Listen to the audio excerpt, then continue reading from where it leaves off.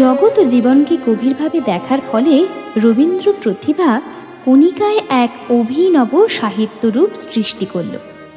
জগতের প্রত্যেক বিষয় ও বস্তুকে অসাধারণ সূক্ষ্ম দৃষ্টিতে দেখে তার অন্তর্নিহিত তত্ত্ব ও সত্যকে কবি অতি অল্প কথায় অপূর্ব কবিত্বমণ্ডিত করে প্রকাশ করলেন। অতি সাধারণ বস্তু ও ব্যাপারের মধ্যে কবি কেমন গভীর তত্ত্ব ও সত্যের ইঙ্গিত করলেন।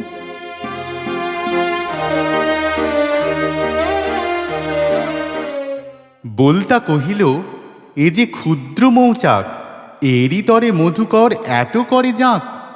মধুকর কহে তারে, তুমি এসো ভাই, আরো ক্ষুদ্র মৌচাক রচ দেখে যাই।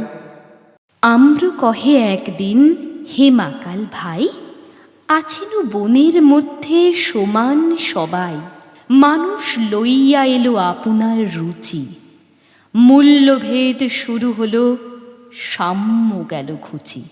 কহিল, ভিক্ষার ঝুলি টাকার থলিরে আমরা কুটুম্ব দোহে ভুলে গেলি কিরে। থলি বলে, কুটুম্বিতা তুমিও ভুলিতে, আমার যা আছে গেলে তোমার ঝুলিতে। কেরোসিন শিখা বলে মাটির প্রদীপে, ভাই বলে ডাকো যদি দেব গলা টিপে। হেনকালে গগনেতে উঠিলেন চাঁদা, কেরোসিন বলি ওঠে, এসো মোর দাদা।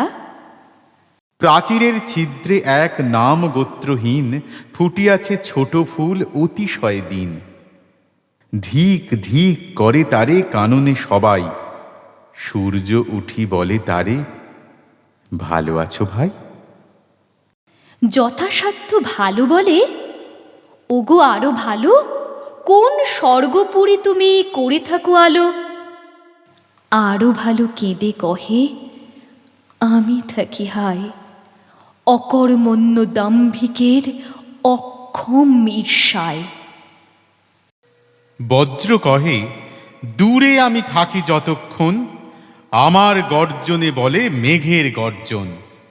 বিদ্যুতের জ্যোতি বলি মোর জ্যোতি রটে, মাথায় পড়িলে তবে বলে বজ্র বটে।